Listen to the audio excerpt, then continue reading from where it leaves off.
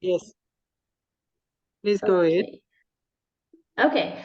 So, so what is anemia? Basically, of course, anemia is reduction in hemoglobin, reduction in hematocrit.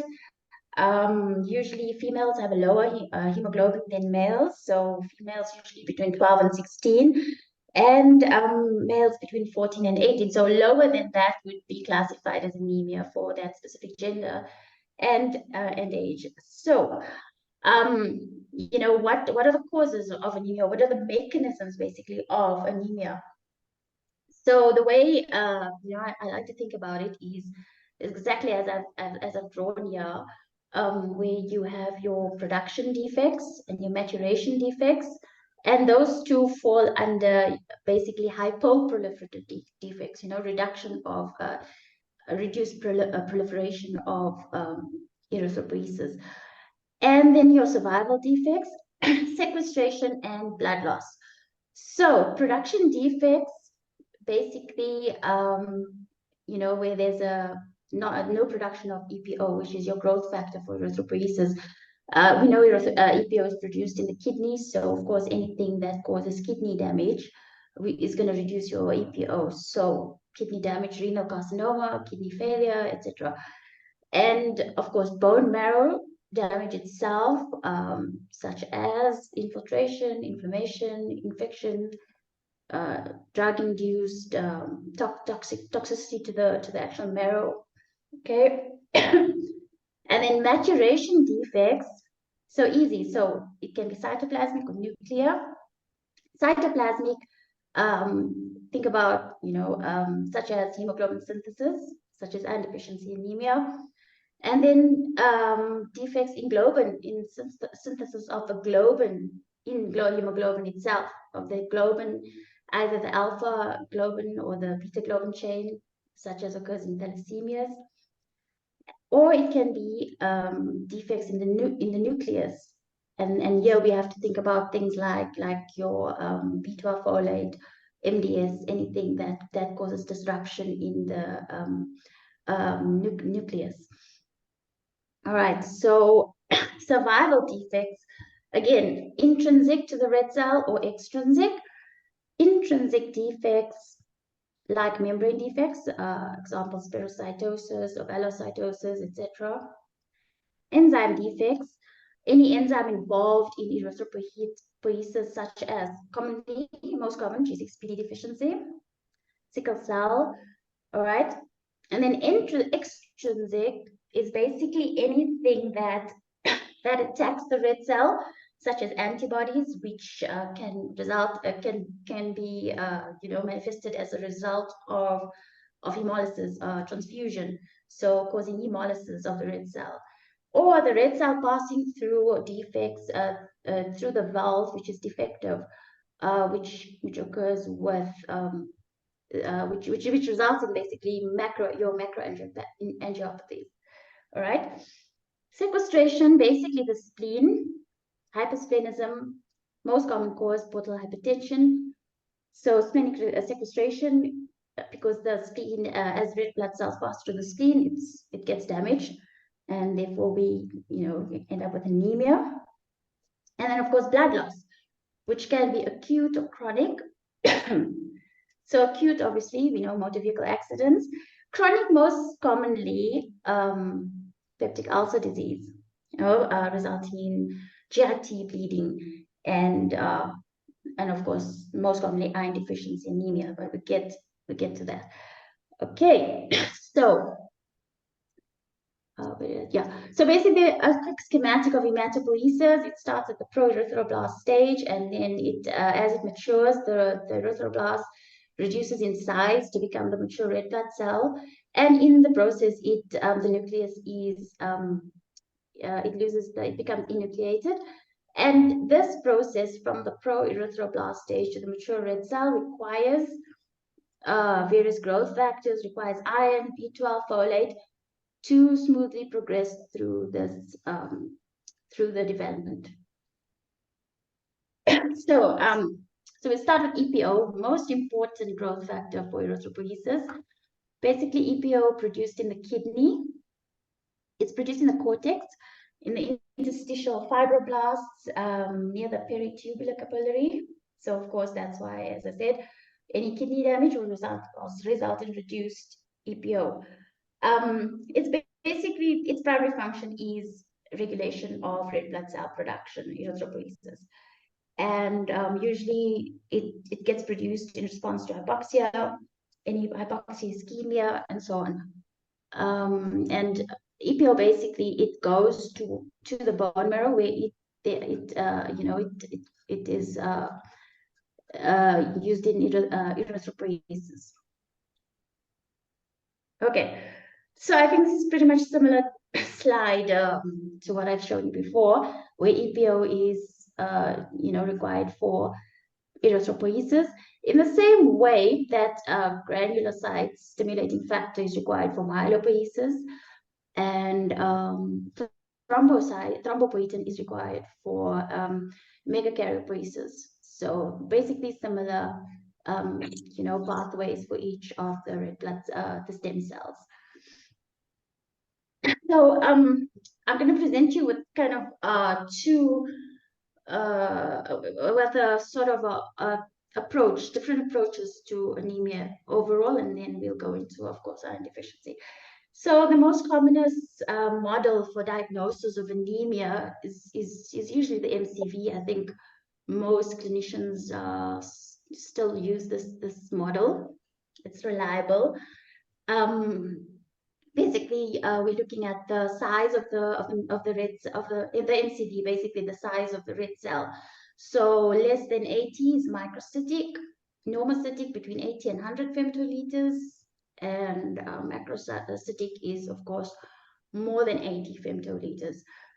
And those are the causes. Usually macrocytosis, common causes: folate deficiency, vitamin B12, MDS, alcoholism, and so on. Microcytosis, commonest causes is thalassemia, anemia of chronic disease, iron deficiency, lead poisoning, and sideroblastic anemia. So, of course, normocytic, then you have to sort of investigate further, look at the retic count, and then decide, is it hypoproliferative or hyperproliferative, such as blood loss or hemolysis. Okay, so I've basically just sort of given you an idea of how this looks under a microscope. So when you compare it to a normal lymphocyte, this is the normal lymphocyte in the peripheral blood. In microcytosis, you can see that the red cell is clearly smaller than a lymphocyte, and that's your criteria that that's a microcytic cell. And of course, in the macrocytosis, it's bigger than the average red cell. So that would be, you can see that that's a macrocytic cell, bigger than the normal lymphocyte, and that is macrocytosis. So of course, that's just a quick morphological picture of how this actually looks under the microscope. Okay, so prevalence so now I'm going to go into iron deficiency specifically, because that is what I'm going to tell you about today. It is the most common anemia worldwide. Prevalence, according to the latest WHO statistics, is about 24.8%, which affects 1.6 billion people. Usually presents insidiously and chronic, often asymptomatic. So it's one of those things that you have to always think about if patients are complaining of non-specific symptoms, like being tired and pale, or just tired and weak, and so on. But here we go. So as I said, tired and pale and tired, usually most common presentation. They may have murmur, may have angina, weak, irritable, can't exercise. Other symptoms such as, which you can physically see, is the koilonychia, spoon-shaped nails, restless legs, glossitis, gillitis, plummer-Vincent. Basically, these esophageal webs, which is known as plummer-Vincent. Often pacophagia, which is craving strange things like craving ice and so on.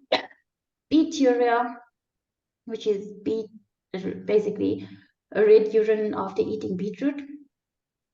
Celiac disease, they can have achlorhydria, problems with the gastrointestinal tract, and so on. Okay. Again, causes, as usual, always have it in your mind. Decreased supply, increased demand, loss.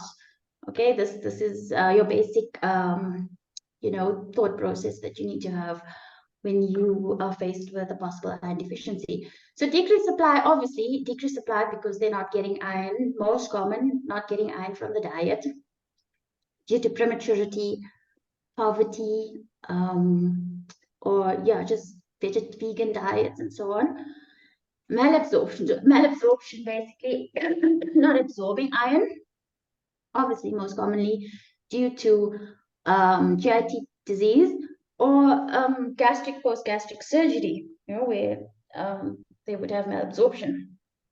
Increased demand, increased utilization because of growth, and obviously pregnant women, they need more iron. Can occur as growth, as increased growth due to feeding of parasites like hookworm and Meckel's diverticulum. And then blood loss of blood acutely or due to intravascular hemolysis for various reasons, some of which I've listed, which is PNH or microangiopathic hemolytic anemias. And of course, there are many other causes which we can add into this basic schematic. So esophagitis, just quick picture just of a common presentation or common cause of iron deficiency anemia is esophagitis. I mean, you can see the inflammation of the internal lining of the gut, and obviously this inflammation then would result in microbleeding and iron deficiency, and as well as preventing absorption of the iron because of the inflammatory process and inflammatory tissue. So similarly, gastritis, most common cause H. pylori. So I'm sure that one is should be something that needs to be detected because it can be treated. Okay. Other problems like celiac disease, because the villi are not normal, it's flattened, so it can't absorb iron. Okay, because you can see it's loss of the normal villi structure. All right, so I'm gonna spend a bit of time on this slide. Sorry, because I think a lot of people, I think it's quite a complex process for people to understand, but this is really simple. So to keep it, I've kept it simple and easy to remember. And I mean, just knowing the process can obviously help you then decide on what is the cause of this iron deficiency in any particular patient. So basically, iron is we get iron through the diet, or it can be as a result of senescent red blood cells, which is broken down. And sorry, just this one. Right, just had a load shedding now, so okay, just put on the light. Okay, so basically, iron from the diet, iron is ingested. It enters the stomach. In the stomach, we have hydrochloric acid. So it enters, and when it enters the stomach, it is in the Fe3+ state, right, which is the ferric state. And so the ferric, so just remember, ferric iron must always be converted to the ferrous state, and it needs to be bound, because ferric iron, if left alone, it causes free radicals. It results in what we call the Ferritin reaction, which is the production of free radicals. So iron cannot be left in the Fe3+ state, in the ferric state. Okay, so So when it enters the stomach, it gets converted from the ferric state to the ferrous state with the help of hydrochloric acid, which is found in the stomach, as well as vitamin C. Okay, so when it gets converted to the ferrous state, Fe2 plus. Fe2 plus then enters the enterocytes of the duodenum. Okay, and it does this it enters through what we call the divalent metal transport receptor and other receptors as well. I mean, the heme carrier protein receptor and so on. So it's entering the enterocyte. It's in the Fe2 plus form. Once it's in the enterocyte of the duodenum, it either goes to become the mucosal ferritin, which is then shed, mucosal shedding of the iron, or the other pathway it takes is it enters the ferroportin receptor on the other side of the enterocyte, basically on the side of the blood vessel, where it's going to enter the blood vessel and eventually get stored as ferroportin storage iron. Okay, so we're going to talk now about what happens.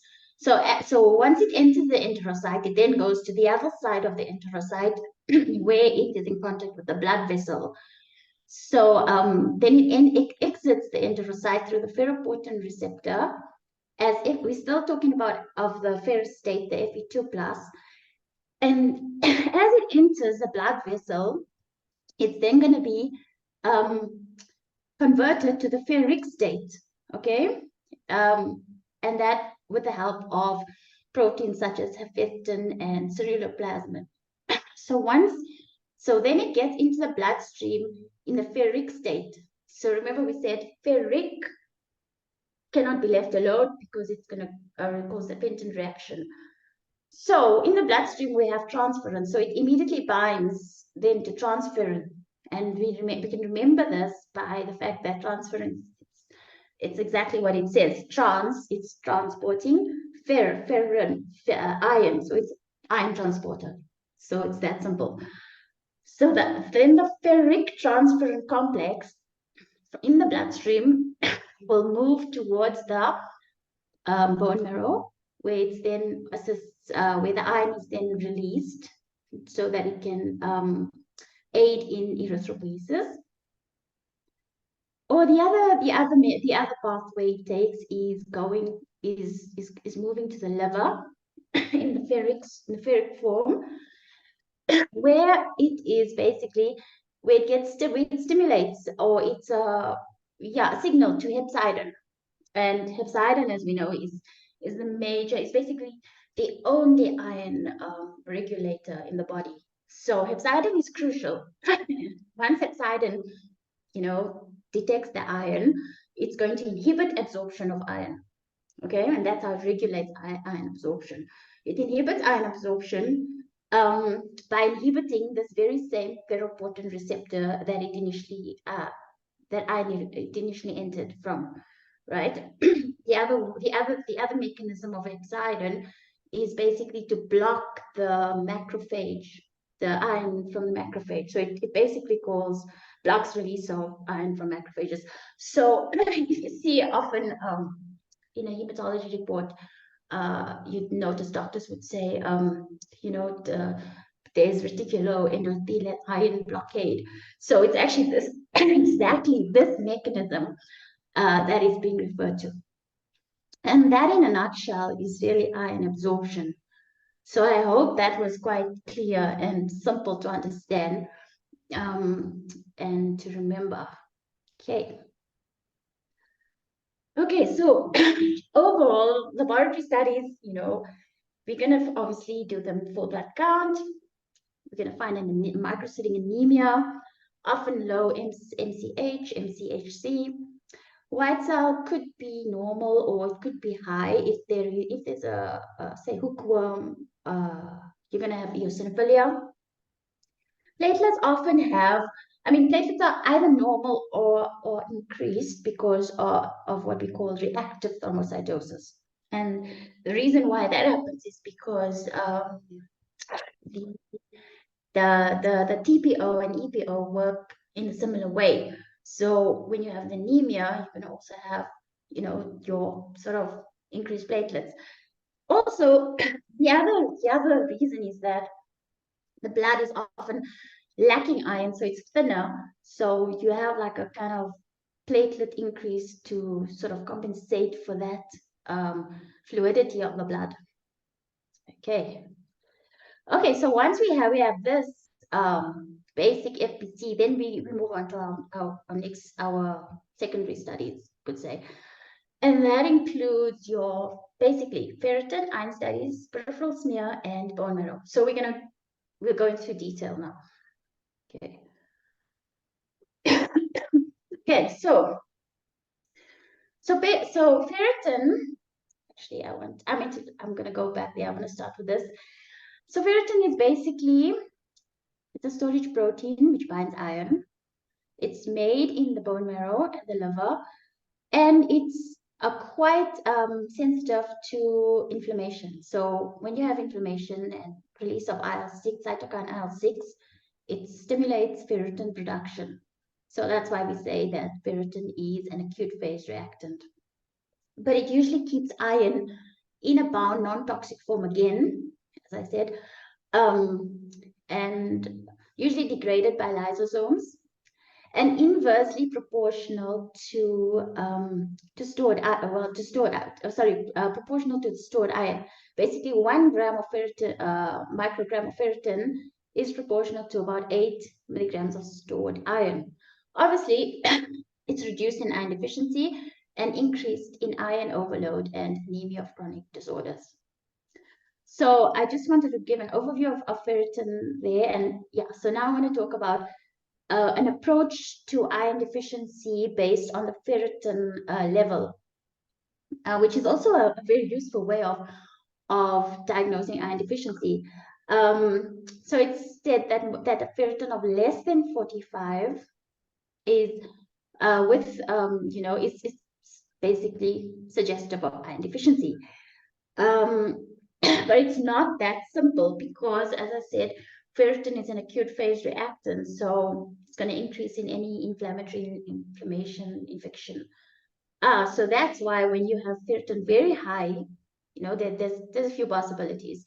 It could be no iron deficiency at all because it's infection and that's it. Or it could still be iron deficiency.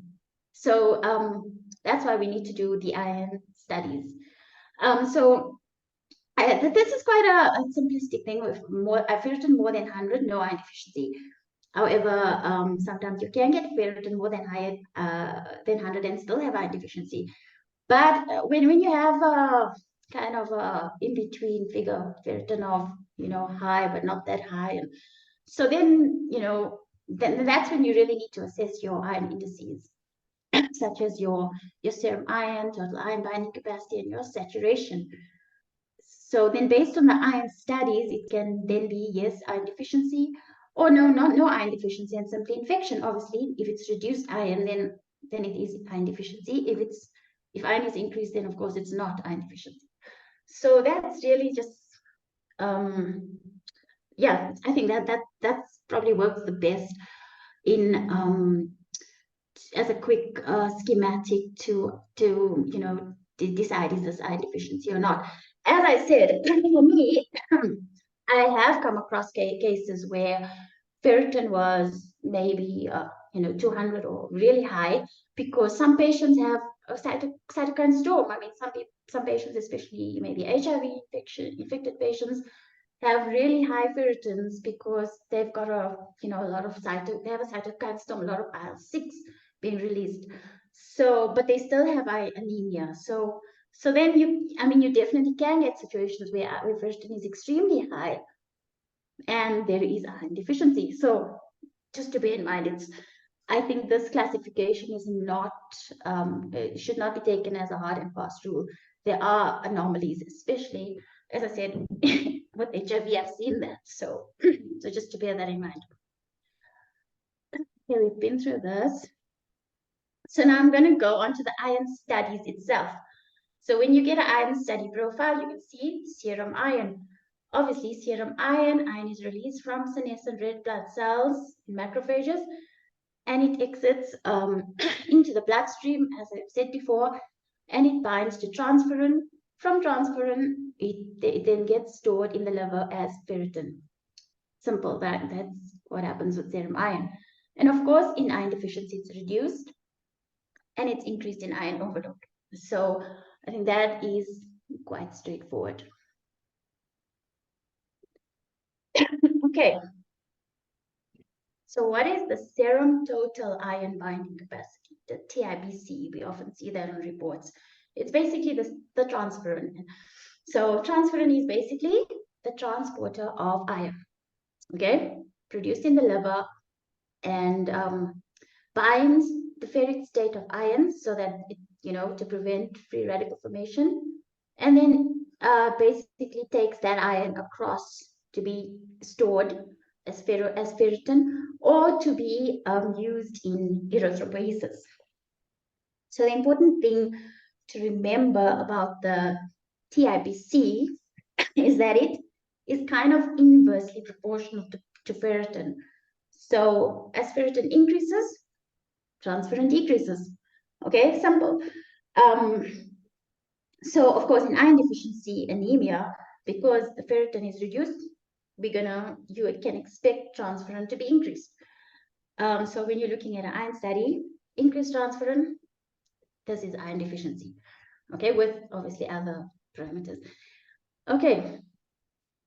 The other thing we see on the iron studies is the iron saturation percentage.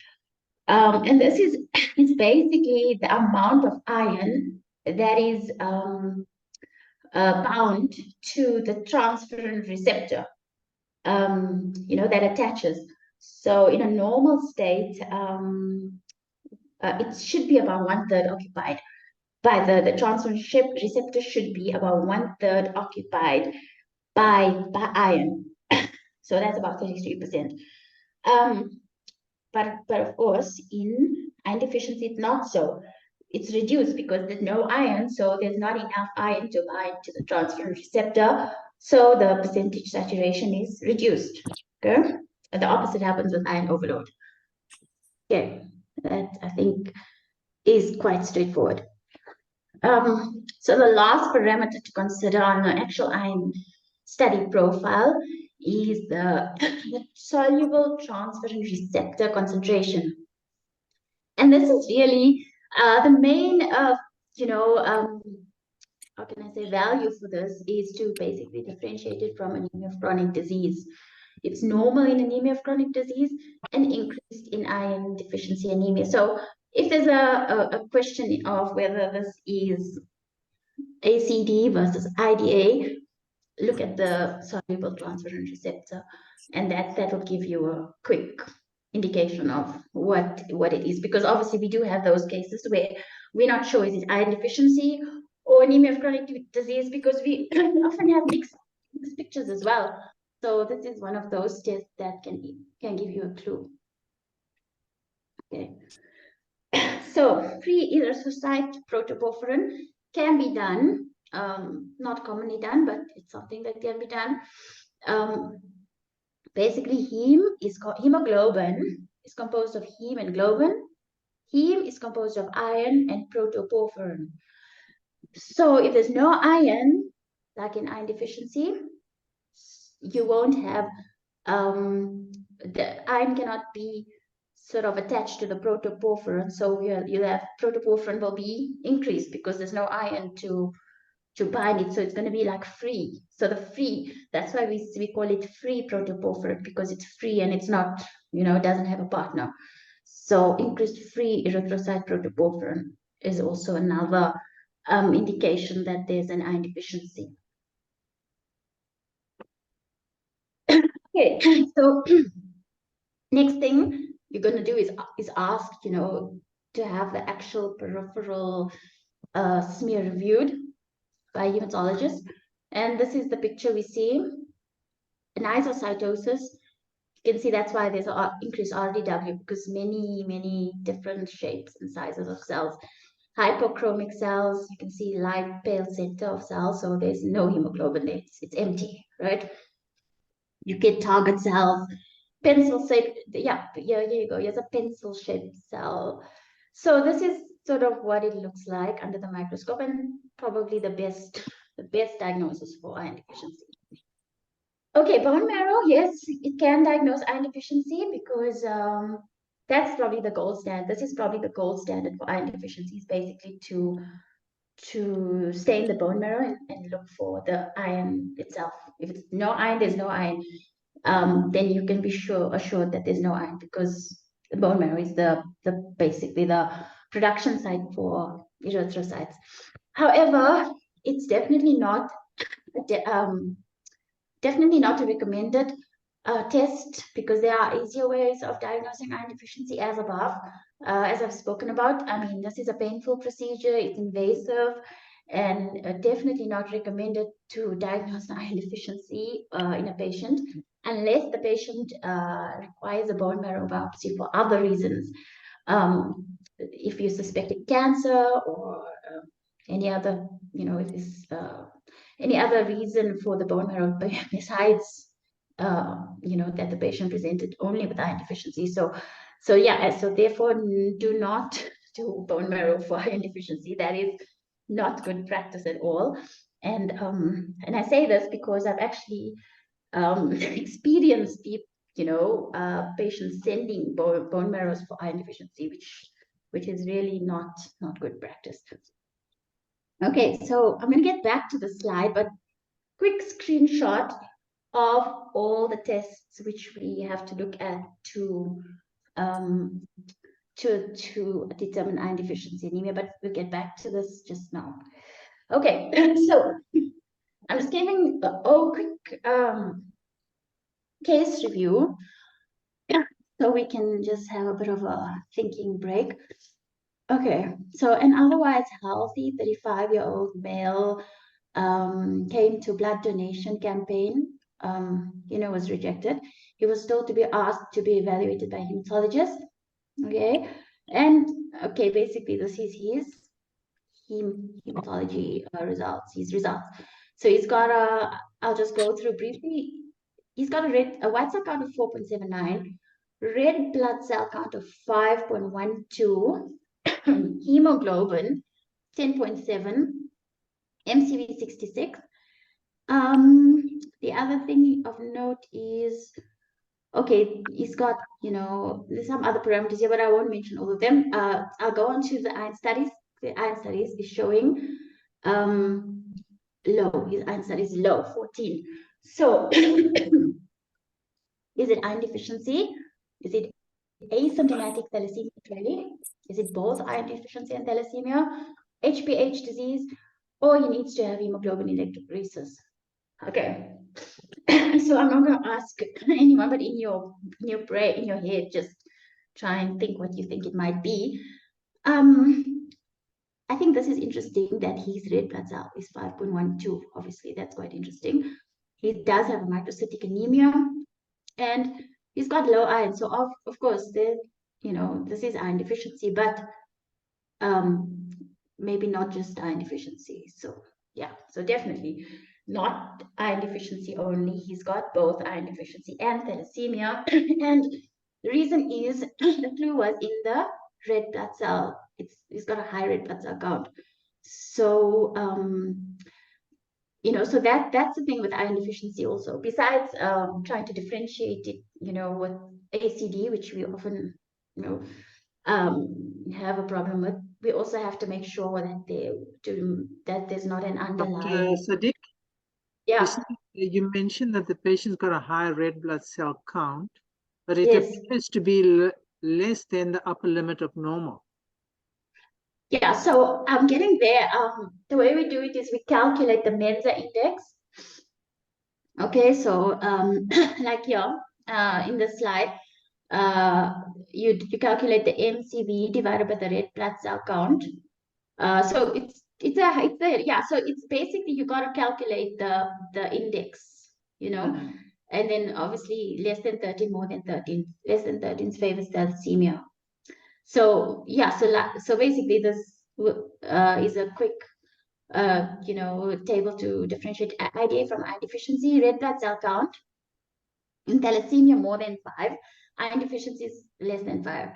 MCV, usually less than 70, but iron deficiency more than 70.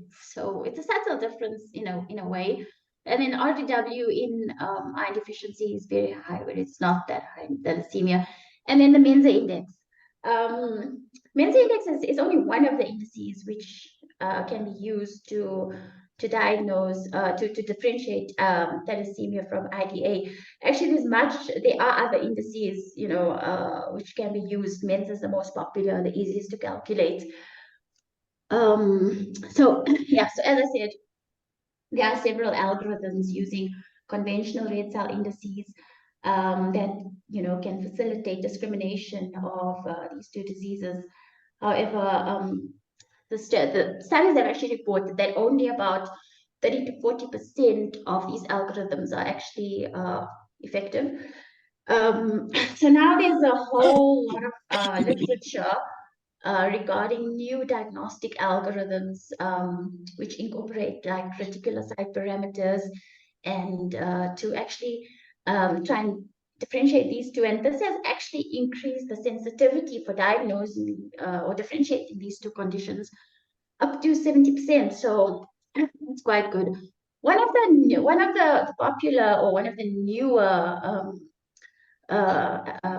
indices is the reticulocyte hemoglobin, right? And the reason why this came about is because of how can I say, new generation hematology analyzers, which have a specific channel that can actually pick up and detect this specific parameter of the red cell. Okay, and you'll see that soon. I'll show you a diagram. So so one of those is the RET, the reticulocyte hemoglobin equivalent. It gives basically the hemoglobin content of freshly produced red blood cells, so as it's produced. So it's early, very, very young red cells.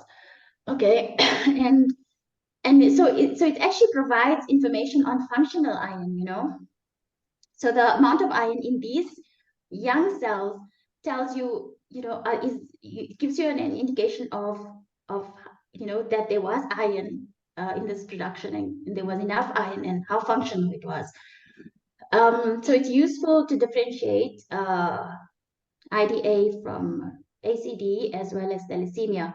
This is quite often used for monitoring therapy of chronic infections or tumors, and for monitoring erythropoietin therapy and iron substitution. So I've actually done a study myself where I used the Seismic XN1000 to evaluate these reticulocytes. As I said, these very young red blood cells. So this particular, the Seismics, as well as, there are other hematology analyzers as well that can assess this particular indice, right? And but the Seismics is one of them. So it detects, it basically quantitates the fraction of reticulocytes within like a low to high fluorescent intensity region, okay, which is this region here in pink. Okay, that's the scattergram that it would give you, right? And that's how it would stay in these particular cells and then give you a quantitation of how much of these cells are present in the sample.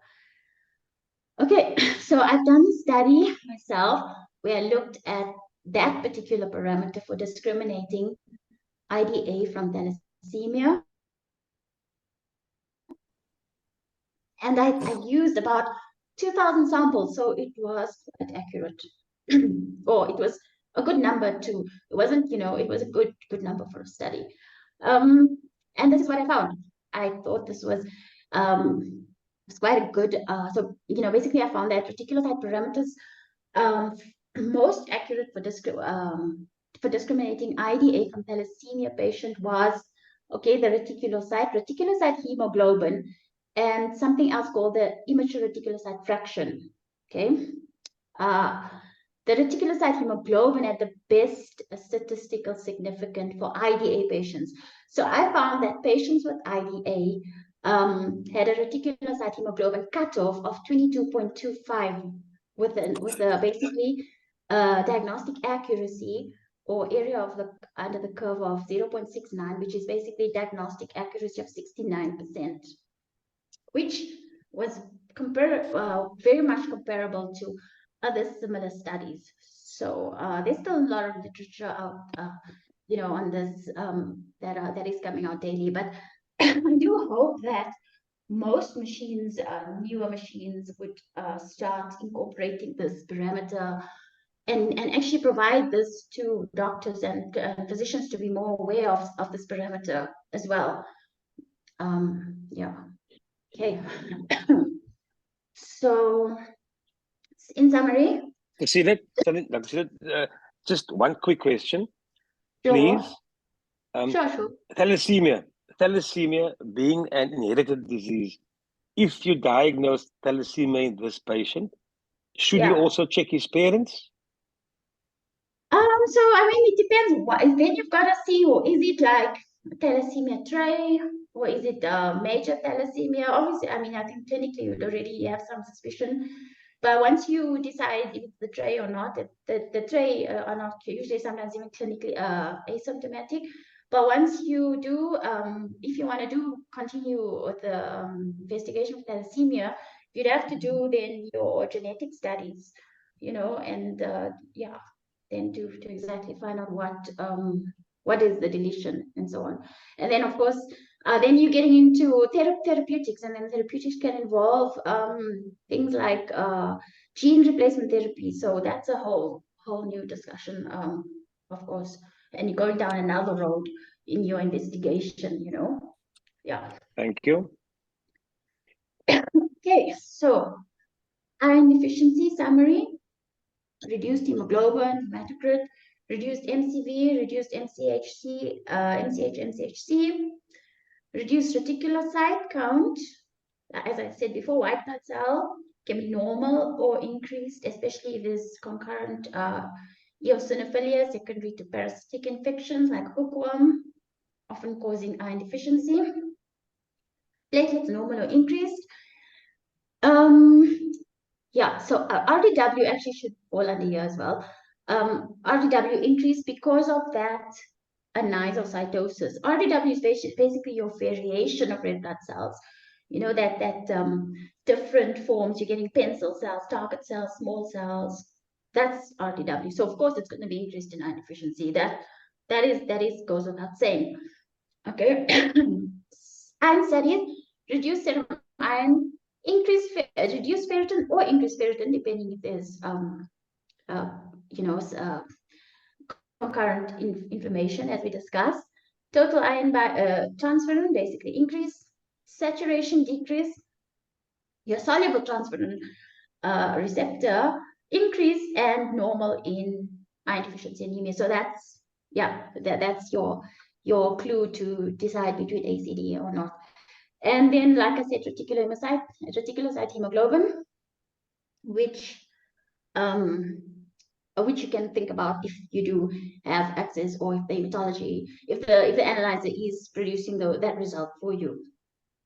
Okay. So I'm just going to talk a bit about iron deficiency anemia prevention. I think I'm couple of slides towards the end, so I think if anybody wanted, I think Dr. Govan wanted me to just give some alert. Hello. Yeah, no problem. Yeah. Okay. Yeah. Okay. So.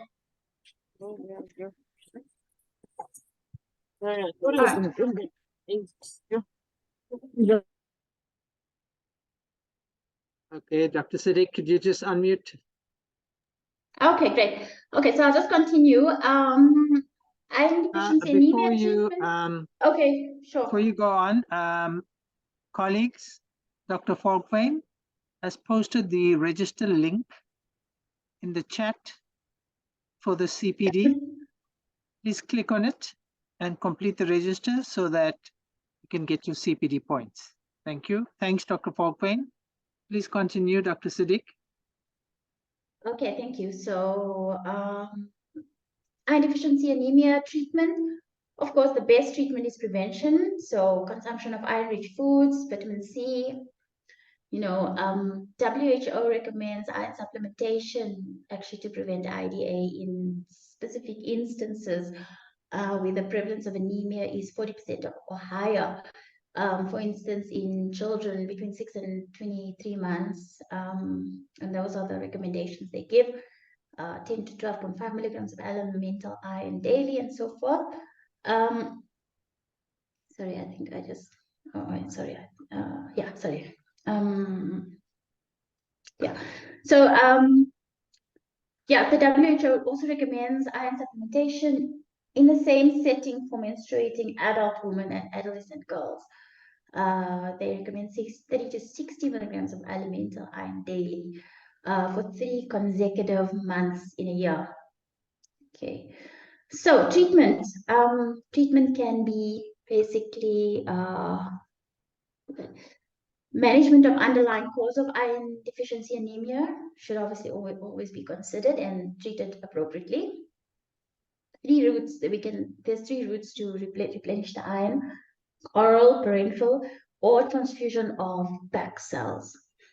So oral iron, commonly oral ferrous sulfate, supplementation of 100 to 200 milligrams of iron, or 3 to 6 milligram body weight of liquid preparation, taking vitamin C concurrently. And obviously, systemic review of the GIT side effects, because they often get constipation, nausea, diarrhea. GIT side effects are common with oral iron. I think that results in non-compliance. So that's a problem. I think the main problem with oral iron. And I'm pretty sure you're familiar, more familiar than me with dosing of oral iron. Just listed it here. So just interesting that some studies or recent studies have indicated that a single daily dosing of slightly higher doses or basically alternate day dosing is preferred. It's sort of a preferred regimen to dosing daily because it reduces the side effects of the oral iron. So if anybody has experience with that, that's quite interesting. There are some other newer oral iron formulations on the market. I'm not sure which are available in South Africa, but I know that there are some forms available in USA and European Union. Ferric maltol, yeah. It's basically a non-salt oral iron formulation, and it's I think we need to absorb the maltol Yeah, they gave us food at the church. Yeah.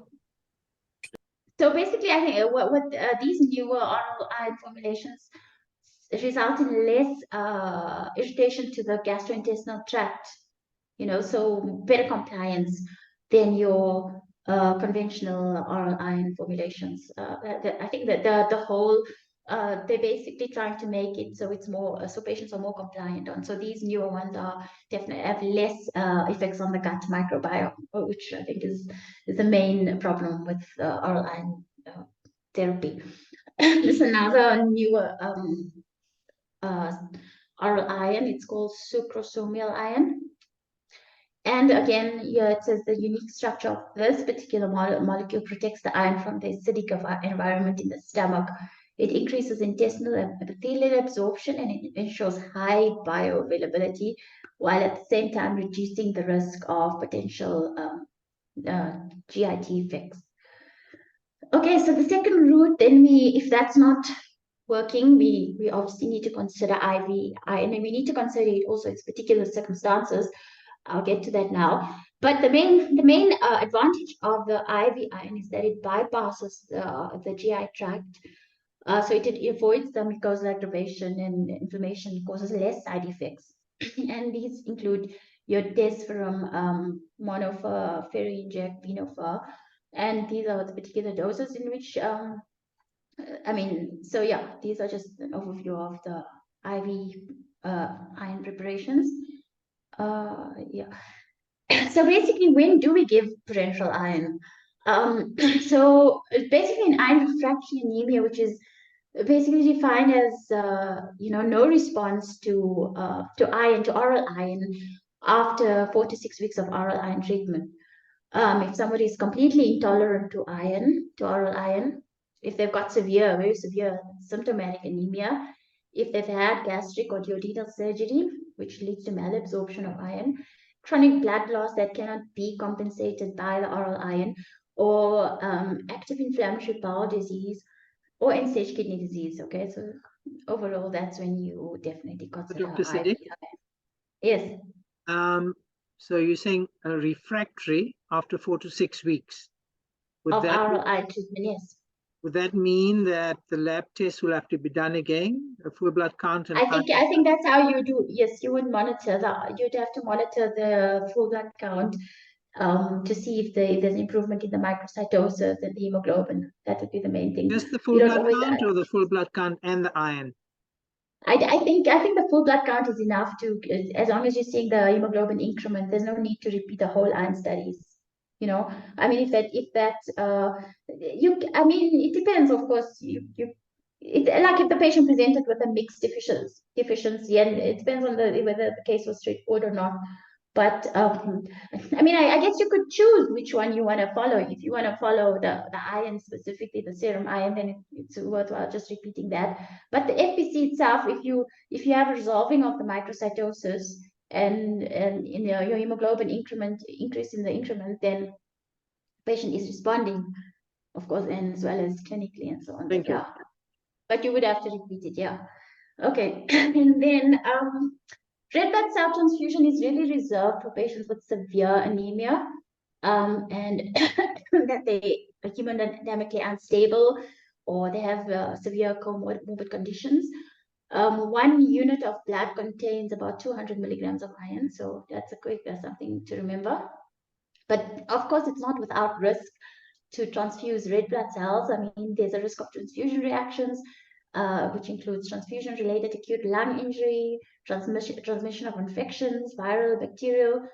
So it's not without risk. So obviously, this is really reserved for patients that really require that are seriously in need of it, not just for anybody. That's why it's the last line of therapy for iron deficiency anemia. And thank you. That's all from my side. I'll stop sharing my screen now, and yeah, then we can continue. Thanks very much. Thank you, Dr. Sedick, for a highly insightful and detailed presentation on iron deficiency anemia. Thanks for your time and effort. I must say it was quite refreshing to see your handwritten slides and your. yes. I haven't seen that in a long time. So that was nice. Thank you for that. I really hope that it was beneficial and for everybody. Like I said, I really wanted a quick something that can stick in your mind that you can kind of picture and follow, because it's really, really simple if you just follow a good schematic.